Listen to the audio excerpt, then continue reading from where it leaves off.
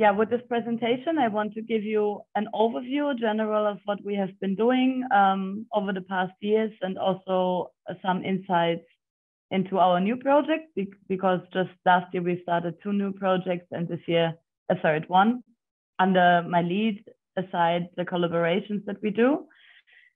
Yeah, but all of this is related to birds, beds, and farms with trees, basically. And one of our central objectives is to find opportunities for more sustainable biodiversity management and agricultural landscapes. So this is basically the objective that is included in all of our projects since the past. And I start kind of chronologically leading you through the past projects and how they have developed into our present projects in the moment. Yeah, my contacts, they are also coming up again on the final slide. My contact links and social media links. Oh, next slide. Yeah. To start with a broad introduction, here you see basically my digital calling card, my ID card, and it provides an overview of the transdisciplinary approach we follow in all of our projects. So they are about biodiversity and sustainability science, how I call it. And basically, so I'm a biologist. I studied ecology and biology, and then I did my PhD in agroecology. So, and until today and throughout my path, I always combined conservation objectives with agroecological objectives, which have a lot in common, but also some differences. I work mainly with birds, bats, and arthropods. So yeah, top predation questions. So I focus a lot on insectivorous birds and bats, how they influence arthropods of different levels in the food chain. So we also look at mesopredator effects and these multitrophic interactions between predatory and plant-eating insects, which also include many pests of crops and agricultural systems. So we look at, with birds, bats, and arthropods, at the multitrophic interactions in the food chains in agricultural systems. And I focus mostly on agroforestry systems because I find them really interesting. So this is more or less the biological part, but then very important for us is the transfer and application, where over the years I worked with different approaches, and I kind of increased my set of approaches that we're using. So we link these data from field research with software applications, science communication approaches, socio-ecological approaches, and in the end aim to contribute a bit to the implementation of new sustainability standards. So we do not, in other words, we do not only want to understand what birds, bats, and arthropods contribute to more sustainable land use, but also how they can be managed and which management approaches are more or less successful in the end. And then we do also a lot of effort to communicate these different findings and discuss these different findings with different stakeholders between science and practice. So that would be an overview. I'm now based in the University of Vienna. I'm also teaching. I'm also editor of 2 conservation journals, including Biological Conservation. The other one is Perspectives in Ecology and Conservation. And then in my work, I also center promoting diversity, equity, and inclusion a lot through my projects and different approaches that we follow. So I said before, I mainly focus on agroforestry systems because I find them really interesting, and that started basically with my diploma, and then I did my PhD and some other smaller projects in Indonesia. So for the first 7 years of my career path, I have been working in Southeast Asian tropics in Indonesia on the island of Sulawesi. And that's very interesting from a biological or conservation point of view, because it's a global biodiversity hotspot. Especially the island of Sulawesi, where I've been working, is also an endemism hotspot. So you find many species you only find on Sulawesi and the satellite islands and nowhere else in the world.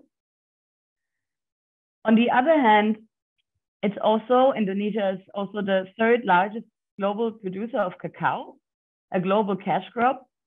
And you can imagine that the combination of being a biodiversity hotspot and also a cash crop production hotspot provides like a lot of challenges to biodiversity conservation and also sustainable land use management. And I was very interested in that. Then further on the island of Sulawesi, we are also in Wallacea. So as I mentioned before, it's an endemism hotspot, more or less the biogeographic zone between Australia and Asia. And therefore you find very interesting species compositions, not the highest species richness that you can find in the tropics, but a high level of endemism. And thinking of, for example, working with indicator species such as birds and bats, this makes this region really interesting. And also Sulawesi, this island of Sulawesi here within Indonesia is the largest producer of cacao within Indonesia.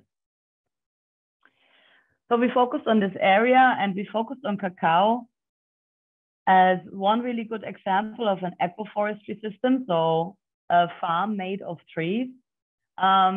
These systems are so interesting from my perspective and perspective of many ecologists, because compared to many other agroecological systems, you have a high structural diversity. So on this picture, for example, you see a cacao farm, but the cacao trees are only the lower canopy layer.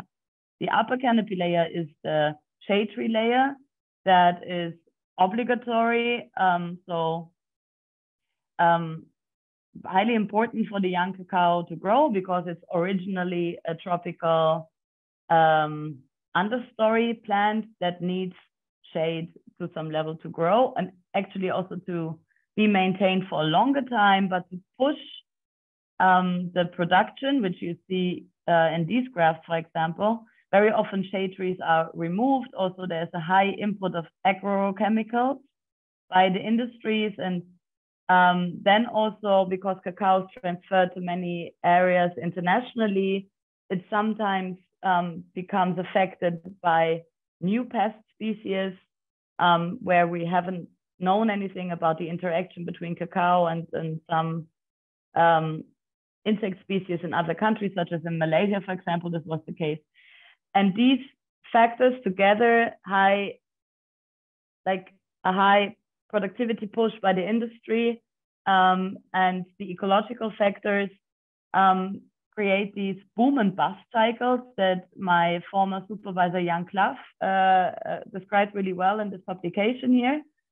So we see a strongly pushed production that is often collapsing due to the soils getting tired out, and mainly also when the shade is removed, the cacao is experiencing high physiological stress, producing more beans, more seeds, more genes, basically. And then when you have an unsustainable management, the production can crash, as you can see in these figures. And for Indonesia, and the time when we started working there around the early 2000s, 2005, I started there in 2008, the future of these systems was still unclear. And obviously we didn't change like the whole boom bust cycle, but we can also see from this picture here that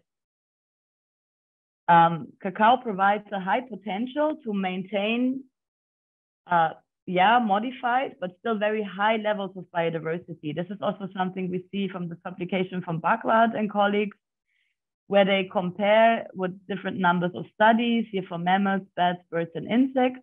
So they have found different studies for these different species groups. And here with this similarity index, more or less with this percentage, they show how similar the species assemblages of these different groups are to primary forests.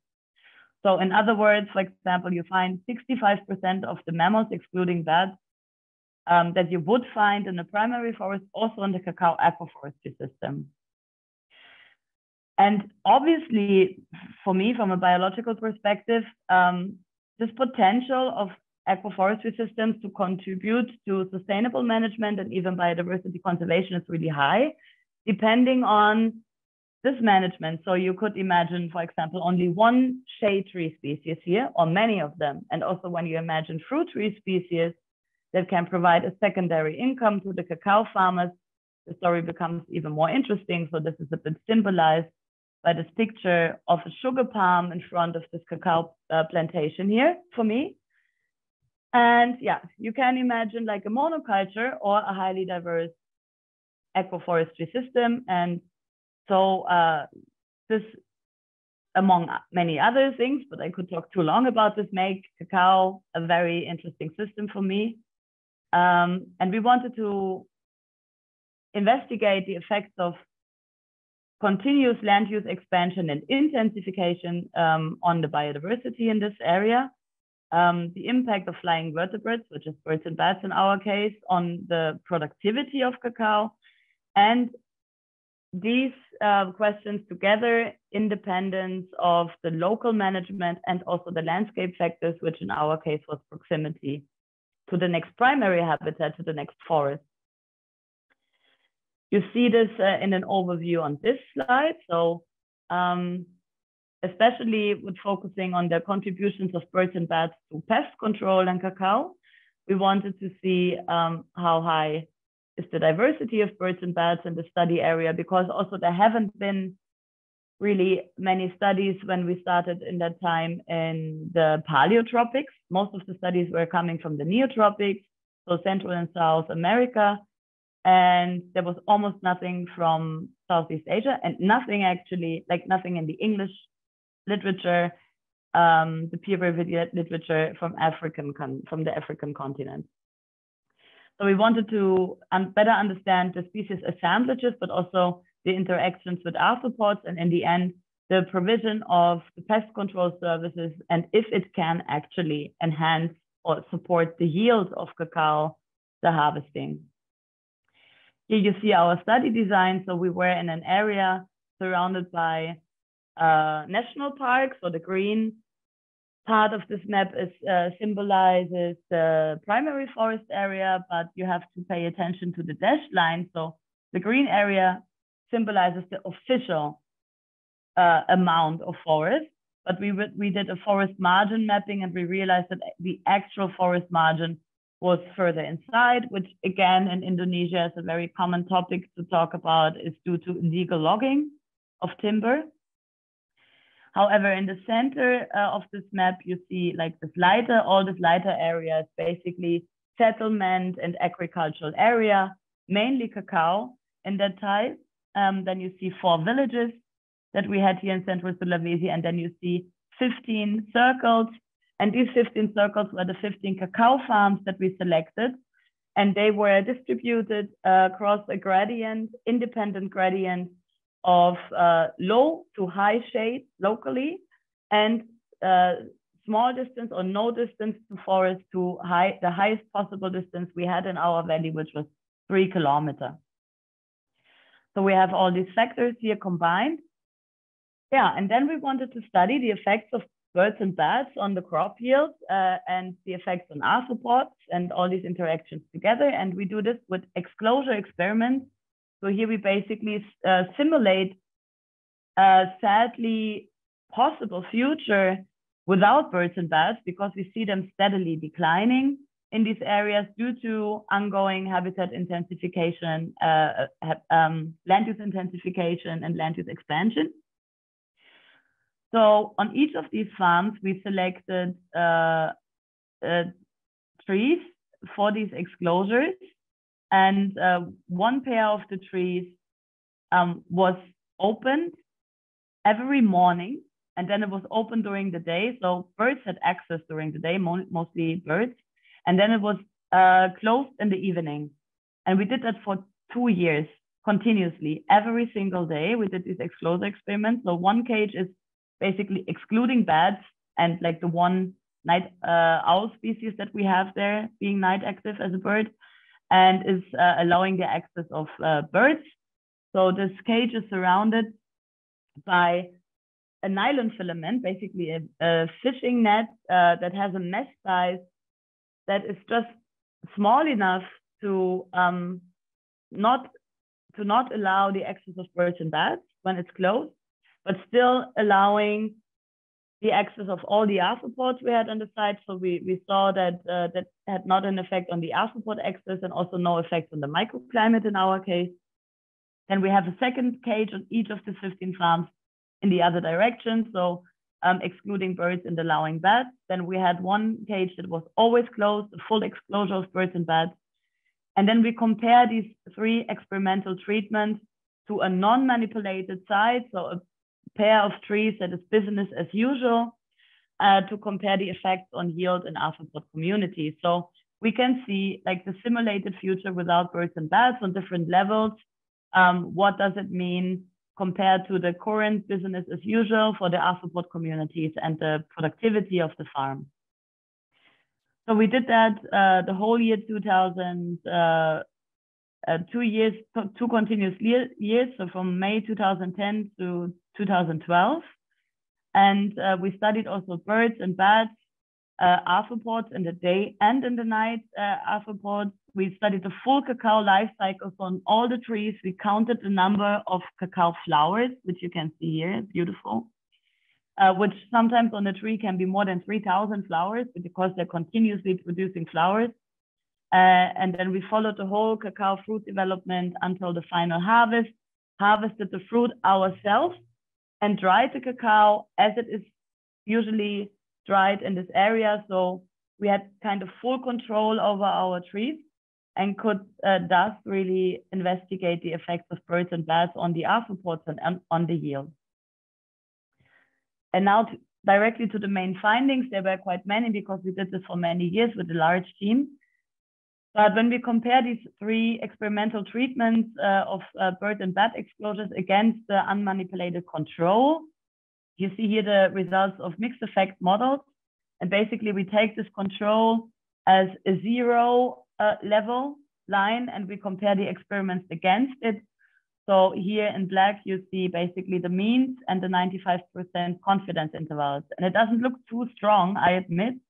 But if you know the statistics behind it, you understand it. So when these are not crossing the 0 line, you have a significant effect. And that was actually highly significant for the full exclosure, still significant for the exclosure of bats, and marginally significant for the exclosure of birds. And when we translate this into the percentage of yield that was reduced due to the absence of birds and bats, you can see that without birds and bats, we had a decline of the final cacao yield in kilogram by 31%. So a third less yield, which is a lot, globally speaking, but also from the perspective of the farmer community, of course, in Indonesia. So we can also translate this to an economic value of birds and bats that support $730 on every single hectare of cacao every single year. And we see this effect throughout the whole cacao life cycle. So also the number of fruit on the tree was reduced. The number of flowers on the trees were already reduced. And we also see, because we studied leaf herbivory with like a very high sampling effort, as you can see here. So we assessed more than 34,000 leaves and the herbivory effects here.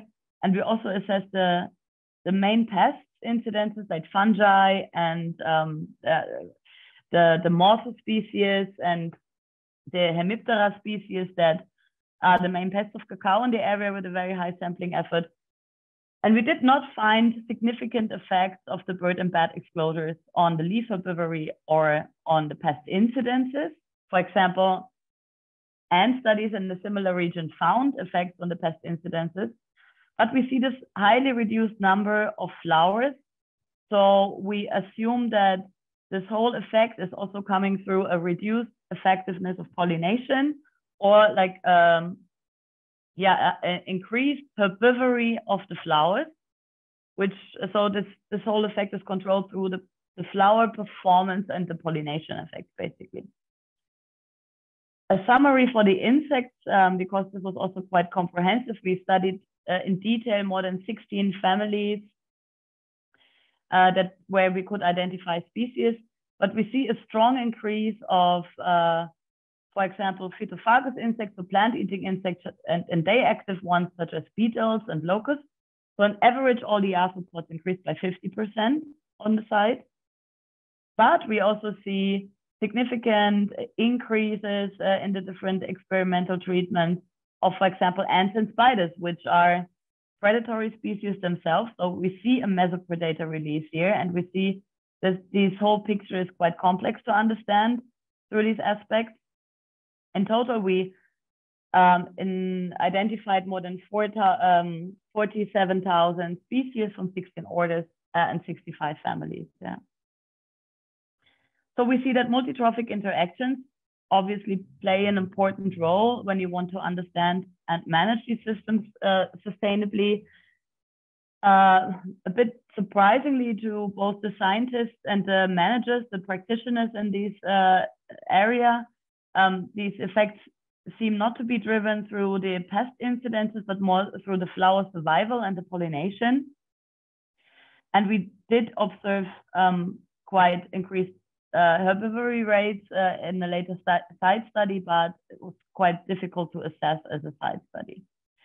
So these main results are published in 2013 in Ecology Letters, but there were much more related publications. Anyway, I just want to give you an overview how we became so interested in the approach of bird and bat exclosures and the results, and also this understanding this complexity of multitrophic interactions. The short summary again, so without birds and bats in the study area in Indonesia, we see yield is declining by a third. Arthropods are in average increasing by 50%, and pollination success seems to play a very important role. In that time, we also, like in tropical studies, we are often not so well connected, like on a daily basis, also due to the internet connection issues. But we were, yeah, and this translates to a high economic value, highly relevant for the farmers. But then we were also interested, is this transferable to other regions? And studies like in the same time as our studies or shortly after found also high economic importance of, for example, yellow warblers to reduce coffee berry borer in Costa Rica, or bats that reduce plant hoppers in rice plantations in Thailand, and therefore also save high amounts of high economic importance, and also importance for these staple crops in these areas. This knowledge is highly critical for more targeted management of these systems, but also conservation of biodiversity in these systems. To better understand biodiversity-friendly farming, we also did a couple of site studies. For example, with these dummy caterpillars, we quantified bird predation marks on our site, which you can maybe slightly see here, that you can identify the shape of bird bills in these dummy caterpillars, and found that, for example, the avian, so the bird-related pest control, was not driven by the whole species community of approximately 55 insectivorous bird species that we find in the cacao, but the most abundant species in the area. And this is an interesting finding, especially from a practice perspective, because the most abundant species in the area, which is the yellow-bellied white-eye, is also known by all the farmers. So actually making management recommendations in this case is quite easy, because people will recognize the species and not mistake it with others, which is a problem for many other species that are sometimes hunted because they're confused with other species and other services. And we also discussed a lot with farmers optimal levels of shade to support both,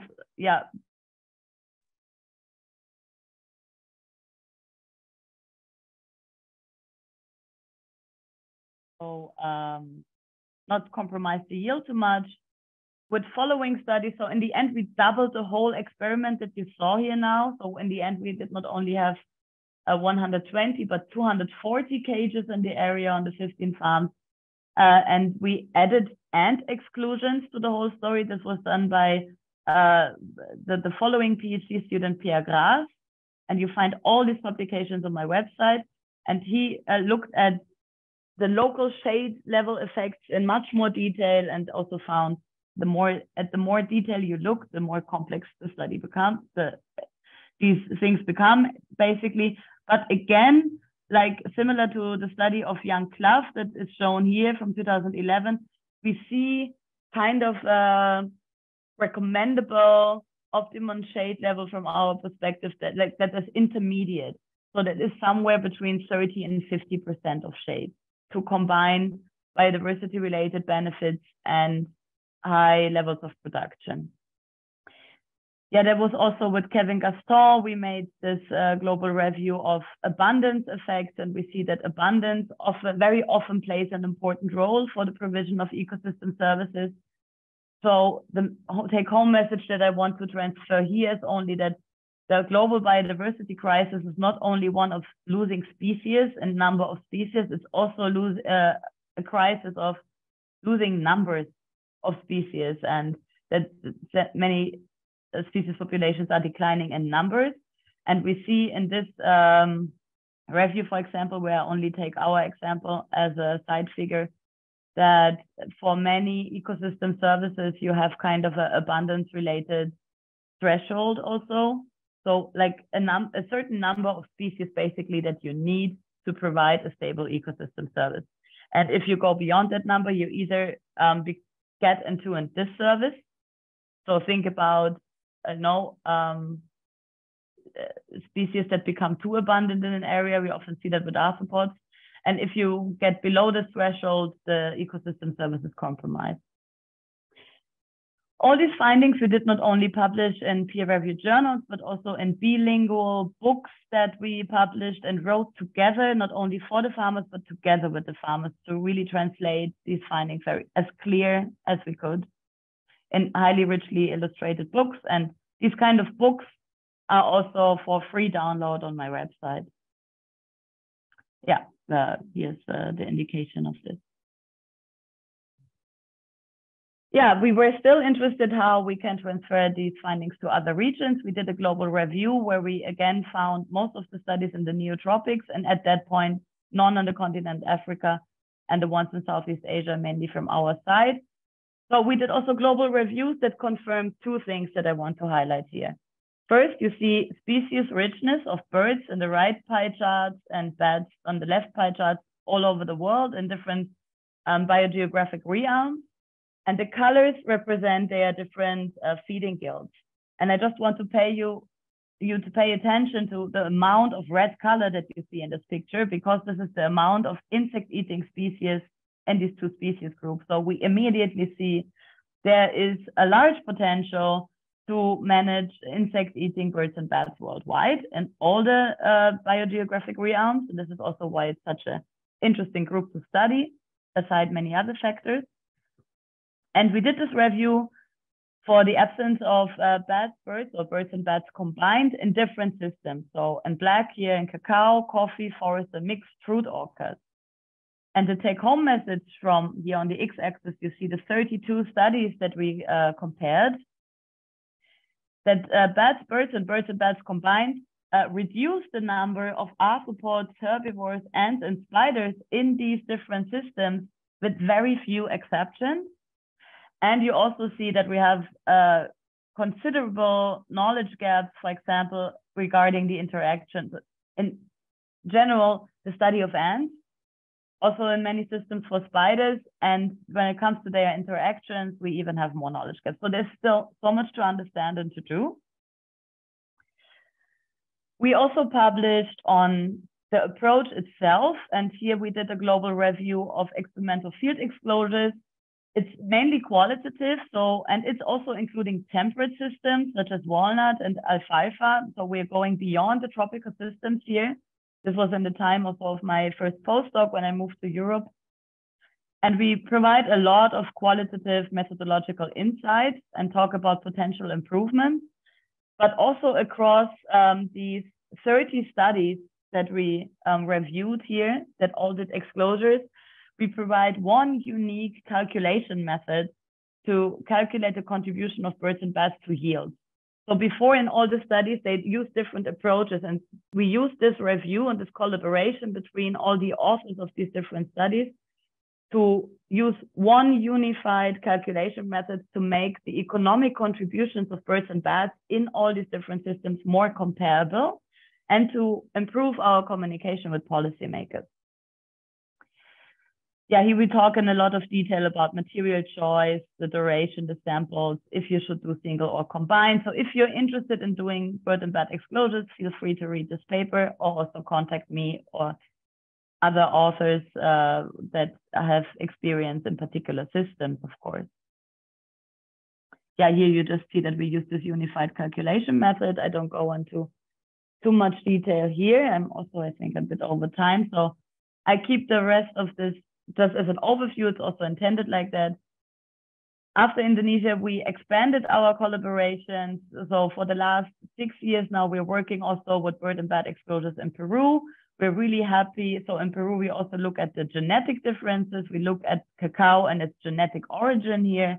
We expanded a lot our socio-economic studies in this area. And we're very happy to also collaborate with Luke Powell and his team, who's currently also in the Czech. Diogo is also here. Amazing. Great. Yeah, who have done one of these first relevant visible projects on the African continent. Do a lot of pioneer work with metabar coding and study seasonal and shade effects and really increase our understanding of this. I'm very happy to be involved a little bit in these exciting studies. Here's an insight of one recent paper from Carolina Ocampo, who studied in Peru. So we take home message here, if when we look at different systems, and in Peru, dry forests are really important, we find a really different picture than in Indonesia. So we also see, despite the review that I presented before, that the results are sometimes not so transferable. And we really need to better understand local and landscape factors shaping, and seasonal factors, time factors shaping, for example, bird and bat mediated contributions to ecosystem services such as pest control. Here we see not only that the dry forest draws a different picture for these kind of interactions, but also, as in reviews that we have done before, we see differences between birds and bats. Birds often seem to be more sensitive to seasonality, while bats seem to be more sensitive to general changes in the landscape, such as removal of primary habitats. There we also in Peru had Justine Fanzingel, who studied the pollination puzzle, which is very complex and still not so well understood for cacao because the pollinators are basically tiny and quite diverse. So just to highlight this, we find different pollinators, different amounts in northern versus southern Peru. And it's a similar picture globally, so very complex to understand too. And these hand pollinations, so feel free to have a look at these projects too. Then we relate all of our projects increasingly and now very strongly also to socio-ecological assessment. We did, for example, a big study comparing scientist perspectives on all these topics versus farmer perspectives. And we see as a general picture, when you ask about the importance of ecosystem services for production or the ways of information transfer that are important for agricultural decision-making, you ask scientists and farmers, that you see often that the scientists have a more idealistic or like a more positive, almost idealistic view of these topics. Farmers have a more differentiated view that also depends on gender, education, and age. And basically for this area, we found that the female young organic farmers are the most biodiversity positive, which also gives us important knowledge or reconfirmation that we need programs to support these groups in the society and maybe different communication approaches to reach the more critical group.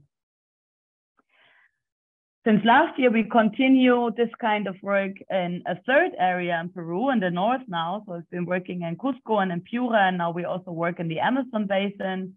Here we focus much more on the genetic differences in cacao. We work with local cooperatives, but basically with these same approaches that we develop further and further over the years. So since more than 14 years now. And yeah, there's some papers that have been coming out in the last year. I think I will also skip that, but basically you see that we work on socio-ecological parts. This is the paper of Diogo that I really want to highlight. It's a very nice example showing the complexity also of cacao shade tree cover influence on different groups and the ecosystem services. And then we're also involved in policy discussions of opportunities and challenges related from consumption levels, production and conservation levels, and how to combine the three into sustainable land use systems. Also last year, I moved back to Europe basically, and I have a similar project, but not with cacao, but with olive. So I'm doing basically very similar things now with olive, but we're developing also an app to communicate and implement our findings. So we study birds, bats, and spiders and the major pests on temporal, landscape, and local scales, and try to combine these data sets into meaningful management contributions. And now we also do a lot of science communication with a very new project that's called Sound Wild.